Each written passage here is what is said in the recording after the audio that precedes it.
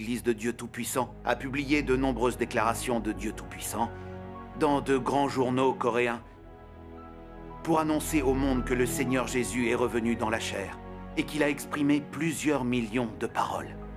C'est vraiment prodigieux.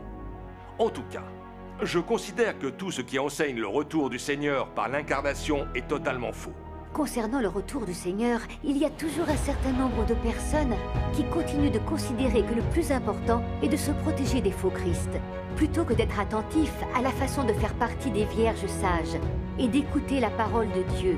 C'est bien là une question cruciale et un sujet particulièrement délicat. Il faut savoir reconnaître les faux Christ afin d'être en mesure d'accueillir le retour du Seigneur. C'est la meilleure façon de savoir s'il fait partie des vierges sages ou si c'est une vierge folle.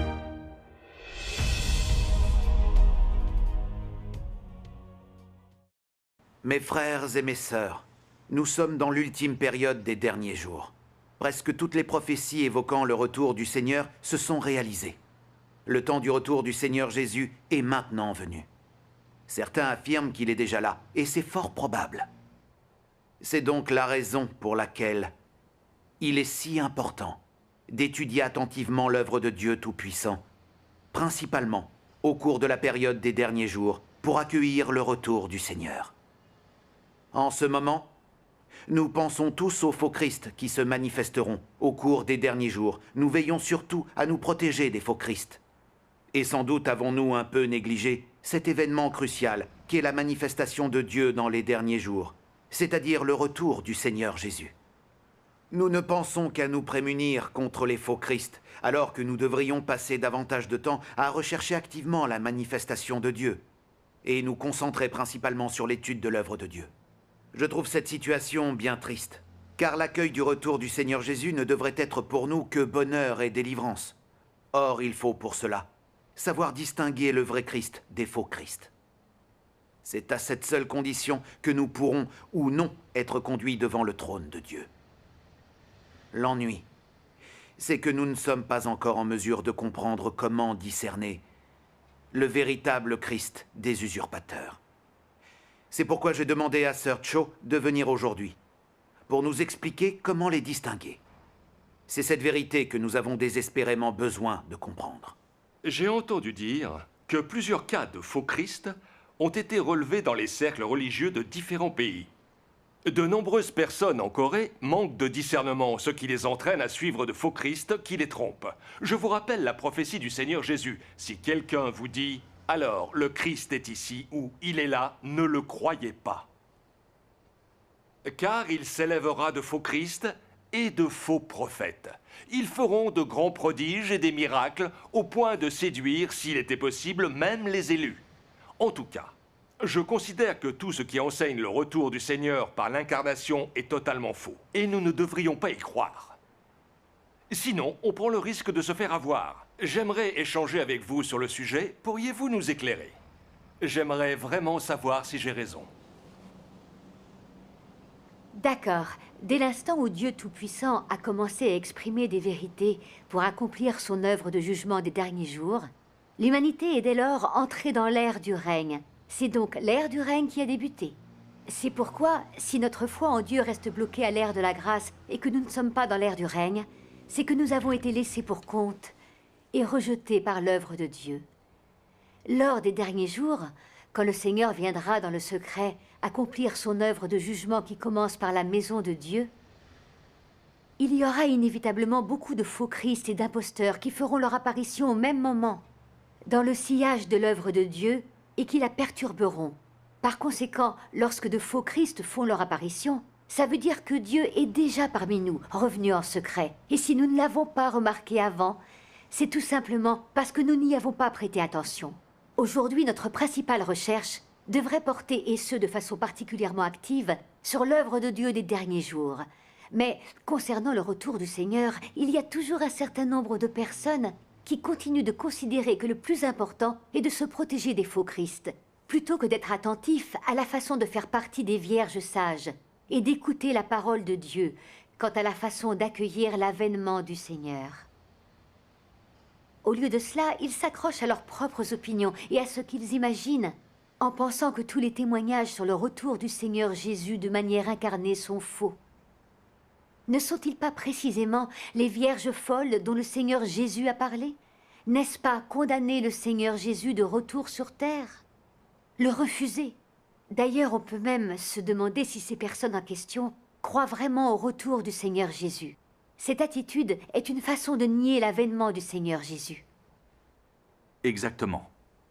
Pasteur Lee, bien que l'apparition de faux Christ soit une éventualité, nous ne pouvons pas rejeter l'intégralité des témoignages sur le retour du Seigneur Jésus. Sinon, ce serait comme jeûner par peur de s'étouffer en mangeant. La méthode que l'on emploie pour distinguer le vrai Christ des faux Christ est extrêmement révélatrice et montre si son utilisateur détient ou pas la vérité. C'est la meilleure façon de savoir s'il fait partie des vierges sages ou si c'est une vierge folle. Certaines personnes citent cet extrait de l'Évangile selon Matthieu et s'en servent pour juger et condamner le Christ incarné et nier l'arrivée du Christ venu accomplir l'œuvre du jugement de Dieu dans les derniers jours. Ces personnes font la démonstration de leur folie. Pour pouvoir distinguer aisément le vrai Christ parmi les faux Christ, il faut connaître l'essence du Christ pour être en mesure de le reconnaître. Tout le monde sait que le Seigneur Jésus est le Christ incarné et que le Christ est Dieu incarné, c'est-à-dire Dieu dans les cieux devenant chair en tant que Fils de l'homme pour œuvrer parmi les hommes. Nous savons que le Christ est l'incarnation de l'Esprit de Dieu et qu'il possède une essence divine. La toute-puissance et la sagesse de Dieu, le tempérament de Dieu, ce que Dieu a et est, existe dans l'Esprit de Dieu et tout cela a été matérialisé en Christ. Le Christ est la vérité, le chemin et la vie. Ainsi, nous pouvons être certains que le Christ n'est pas un Dieu abstrait. Il n'est ni fictif ni éthéré. Le Christ est réel et concret. L'homme peut s'appuyer sur lui et lui faire confiance. Le Christ est le Dieu concret que l'on peut suivre, en qui on peut avoir totalement confiance et que l'on peut connaître. En fait, c'est exactement comme le Seigneur Jésus vivant ouvertement au milieu de l'humanité, œuvrant pour l'humanité, conduisant l'humanité, guidant l'humanité. Maintenant que nous connaissons l'essence du Christ, il devient tellement plus facile de reconnaître le vrai Christ au milieu des imposteurs. Penchons-nous sur un passage de la parole de Dieu Tout-Puissant. Veuillez aller à la page 3. Pasteur Kim, vous voulez bien lire cet extrait? Avec joie. Ce n'est pas difficile d'étudier une telle chose. Mais cela exige que chacun d'entre nous connaisse cette vérité. Celui qui est l'incarnation de Dieu doit avoir l'essence de Dieu. Et celui qui est l'incarnation de Dieu doit avoir l'expression de Dieu. Puisque Dieu se fait chair, il doit manifester l'œuvre qu'il doit faire. Et puisque Dieu se fait chair, il doit exprimer ce qu'il est. Et doit être capable d'apporter la vérité à l'homme, de donner la vie à l'homme et de montrer le chemin à l'homme. La chair qui ne contient pas l'essence de Dieu n'est sûrement pas le Dieu incarné. Il n'y a pas de doute à ce sujet. Pour savoir si c'est la chair du Dieu incarné, l'homme doit le déterminer à partir du tempérament qu'il exprime ainsi que par ses paroles. Autrement dit, l'on devrait s'appuyer sur son essence pour savoir si oui ou non c'est la chair de Dieu incarnée et si oui ou non c'est le vrai chemin, et ainsi. En déterminant si oui ou non c'est la chair de Dieu incarnée, l'important est de prêter attention à son essence, son œuvre, ses paroles, son tempérament et beaucoup plus, plutôt que sur l'apparence extérieure. Si l'homme ne voit que son aspect extérieur et oublie son essence, alors cela montre l'ignorance et la naïveté de l'homme. Nous allons nous arrêter ici. Lorsqu'il est venu dans l'ère de la grâce, le Seigneur Jésus a dit « Je suis le chemin, la vérité et la vie ». Il a exprimé de très nombreuses vérités et il a exprimé un tempérament essentiellement empreint de miséricorde et de compassion. Le Seigneur Jésus a accompli l'œuvre de Dieu consistant en la rédemption de l'humanité tout entière. L'œuvre du Seigneur Jésus, ses paroles, les vérités qu'il a exprimées, ainsi que son tempérament, attestent intégralement que le Christ est la vérité, le chemin et la vie. Nul ne peut émettre le moindre doute. Au cours des derniers jours, Dieu Tout-Puissant est venu et il a dit « Je suis la vérité, le chemin et la vie ». Dieu Tout-Puissant s'est exprimé en plusieurs millions de mots. Et il a ouvert le livre en exprimant un tempérament qui est avant tout juste, en accomplissant son œuvre de jugement des derniers jours, l'œuvre de Dieu Tout-Puissant par laquelle il juge, châtie et sauve l'humanité corrompue, nous dit encore et toujours que le Christ est la vérité, le chemin et la vie. Longtemps, le Seigneur Jésus a prophétisé qu'il reviendrait pour accomplir son œuvre de jugement des derniers jours et qu'il ferait son retour dans la chair en tant que simple fils de l'homme, se fondre dans le monde de l'homme, vivant à l'image du Fils de l'homme et s'adressant aux églises. Aujourd'hui, nous pouvons affirmer que l'œuvre de Dieu Tout-Puissant a accompli la prophétie du retour du Seigneur Jésus.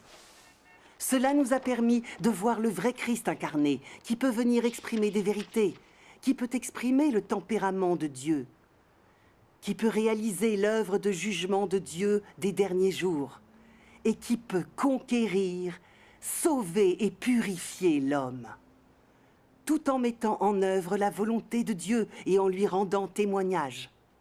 Cela confirme une fois encore que le Christ est la vérité, le chemin et la vie. Toutes les vérités qu'il exprime vont assurément conquérir en totalité toute l'humanité corrompue et pourront conduire ceux qui croient vraiment en Dieu devant le trône de Dieu. Le Christ va assurément accomplir l'œuvre de Dieu des derniers jours. Nous pouvons en être sûrs et certains. Effectivement, oui. Les faux Christ sont des esprits malins qui se font passer pour le Christ. Ce sont des imposteurs. La plupart des faux Christ sont possédés par des esprits malins. Même lorsqu'ils ne sont pas possédés par des esprits malins, ce sont des démons extrêmement arrogants et déraisonnables. C'est pour cela qu'ils se font passer pour le Christ. Se faire passer pour le Christ, c'est commettre le péché de blasphème envers le Saint-Esprit. Et cela entraînera une malédiction. Parce que l'essence des faux Christ est un esprit malin. Les faux Christ ne détiennent aucune vérité et sont fondamentalement des démons. C'est pourquoi la totalité des propos tenus par les faux Christ ne sont que tromperies, mensonges et duplicité. Ils ne peuvent convaincre que des gens qui n'ont pas pris le temps de réfléchir. Rien de ce que disent ou font les faux Christ ne peut résister à un examen minutieux. Et de plus, ils n'oseraient pas publier leurs propos sur Internet afin de permettre à tous de les examiner en profondeur. C'est parce que les faux Christ et les esprits malins appartiennent aux ténèbres et ne peuvent supporter la lumière du jour. Il n'y a guère que quelques esprits simples et ignorants devant lesquels ils accomplissent leurs signes et miracles rudimentaires dans les recoins sombres pour les écouter. Ainsi, nous savons que tous ceux qui prétendent être le Christ, en ne s'appuyant que sur quelques signes et quelques miracles rudimentaires, servant à duper les gens, ne sont rien d'autre que des imposteurs. Je ne vous apprends rien en vous disant que toutes les vérités exprimées par Dieu Tout-Puissant, Christ des derniers jours, sont sur Internet au vu et au su de l'humanité. Tous ceux qui croient vraiment en Dieu et aiment la vérité sont en quête et à la recherche du vrai chemin. Ils retournent les uns après les autres se présenter face au trône de Dieu Tout-Puissant pour accepter que par ses paroles, Dieu les juge, les purifie et les amène à la perfection. C'est un fait absolument indéniable. Les paroles et les actions accomplies par les faux Christ diffèrent en tout point de celles du Christ incarné. Il est très facile pour ceux qui comprennent la vérité de faire preuve de discernement. Cet échange a été particulièrement intéressant. Seul celui qui exprime des vérités et accomplit l'œuvre de jugement des derniers jours est Dieu incarné et la manifestation du Christ des derniers jours. Les faux Christ ne peuvent accomplir l'œuvre de Dieu parce qu'ils ne détiennent pas la vérité. Tous ceux qui se font passer pour le Christ et ne peuvent pas exprimer la vérité, alors qu'ils s'appuient sur des mensonges et des propos fallacieux, dans le seul but de duper les gens, sont de faux Christ. Cette méthode qui permet de distinguer les faux Christ du vrai est très précise. Tu as raison. C'est bien la clé qui permet de faire la distinction entre ceux qui prétendent être le Christ et le vrai. Donc, le moyen le plus évident de distinguer le vrai Christ des faux Christ est de garder à l'esprit que le Christ est le chemin, la vérité et la vie, et de toujours partir de ce principe. Souvenez-vous des paroles que le Seigneur Jésus a prononcées autrefois. Les brebis de Dieu écoutent la voix de Dieu. Par conséquent, les vierges sages peuvent entendre la voix de Dieu. Ainsi donc, les vierges sages pourront découvrir la vérité dans la voix de l'époux. Elles pourront découvrir le tempérament de Dieu dans la parole de Dieu et ce que Dieu a et est, et elles pourront voir les intentions de Dieu. Ce qui leur permettra d'accepter l'œuvre de Dieu et de retourner devant son trône au royaume des cieux. Pourquoi les vierges folles ne peuvent-elles pas entendre la voix de l'époux? Les vierges folles sont déraisonnables parce qu'elles sont incapables de percevoir la vérité. Elles sont incapables de reconnaître la voix de Dieu et ne savent rien faire d'autre que d'obéir aux règles. C'est pourquoi elles seront donc démasquées et éliminées par l'œuvre de Dieu des derniers jours. Donc le secret pour être une vierge sage est le suivant. Toute personne qui est en mesure de reconnaître la voix de Dieu dans les vérités exprimées par le Christ des derniers jours est une vierge sage. Et elle est capable d'accepter l'œuvre de Dieu et de suivre les pas de l'agneau. Tandis que les vierges folles se contenteront de se raccrocher aux règles et chercheront à se protéger des faux Christ, mais seront incapables de percevoir la voix de Dieu. Elles seront donc démasquées et rejetées par l'œuvre de Dieu des derniers jours. Il s'agit là véritablement des brebis de Dieu, entendant la voix de Dieu. Il y a par ailleurs un autre moyen de distinguer le vrai Christ des imposteurs qui prennent son apparence. Rappelez-vous que Dieu ne reproduit jamais son œuvre. C'est parce que Dieu est toujours nouveau et jamais vieux. Lisons un extrait des paroles de Dieu Tout-Puissant. Allez à la page 956. Si au cours des derniers jours un Dieu semblable à Jésus est apparu, celui qui a guéri les malades, chassé les démons et a été crucifié pour l'homme, ce Dieu bien qu'identique à celui dont la description était faite dans la Bible et que l'homme a facilement accepté, ne serait pas, dans son essence, la chair portée par l'Esprit de Dieu, mais par un esprit mauvais. Car c'est le principe de l'œuvre de Dieu de ne jamais répéter ce qu'il a déjà accompli. Et ainsi l'œuvre de la seconde incarnation de Dieu est différente de l'œuvre de la première. Si au cours des derniers jours, Dieu continuait à manifester des signes et des prodiges, à chasser les démons, à guérir, s'il faisait exactement la même chose que Jésus, alors Dieu serait en train de répéter la même œuvre et l'œuvre de Jésus n'aurait aucune signification ou valeur. Ainsi, Dieu réalise une étape de l'œuvre à chaque ère. Une fois que chaque étape de son œuvre est achevée, elle est immédiatement imitée par les mauvais esprits. Et après que Satan commence à suivre Dieu sur ses talons, Dieu opte pour une autre méthode. Une fois que Dieu a accompli une étape de son œuvre, elle est imitée par les mauvais esprits. Vous devez être conscient de ces réalités. Les paroles de Dieu Tout-Puissant sont très claires. Dieu ne reproduit pas son œuvre à l'identique, comme lorsque le Seigneur Jésus est venu accomplir son œuvre. Il n'a pas reproduit l'œuvre de l'ère de la loi. Il a au contraire accompli la phase suivante de son œuvre, consistant à racheter l'humanité sur la base de l'œuvre réalisée lors de l'ère de la loi, mettant un terme à l'ère de la loi et amorçant l'ère de la grâce. De par la venue de Dieu Tout-Puissant dans les derniers jours, l'ère de la grâce se termine et ouvre une nouvelle ère qui est l'ère du règne. C'est sur les fondations de l'œuvre de rédemption du Seigneur Jésus qu'il a accompli la phase suivante de son œuvre de jugement et de purification de l'homme, en conférant à l'homme toutes les vérités nécessaires à son salut, en corrigeant le tempérament corrompu de l'homme, ainsi que sa nature profondément pécheresse, en soustrayant complètement l'homme a l'influence de Satan, en sanctifiant l'homme et en lui permettant d'être pleinement gagné par Dieu. Alors l'œuvre de gestion de Dieu pour le salut de l'humanité sera entièrement achevée. Cela démontre encore une fois que l'œuvre de Dieu va toujours de l'avant, qu'elle s'élève plus haut et devient plus profonde à chacune de ces phases qu'il réalise. Aucune des phases de son œuvre n'est reproduite plusieurs fois. Alors que les faux Christ ne font qu'imiter de façon rudimentaire des signes et miracles accomplis par le Seigneur Jésus, et ce dans le but de duper les gens. Aucun des signes et miracles majeurs accomplis par le Seigneur Jésus, comme lorsqu'il a ressuscité les morts et nourri 5000 personnes avec 5 pains et 2 poissons, n'aurait pu être réalisé par des faux Christ et des esprits malins. De plus, jamais les vérités exprimées par Dieu ne pourraient être révélées ni imitées par des usurpateurs. Car les faux Christ sont des démons et des esprits malins par essence. Par définition, les faux Christ sont des menteurs. Ils ne détiennent pas la vérité et n'apportent que mensonges, duperies et confusion et trompent les pauvres gens.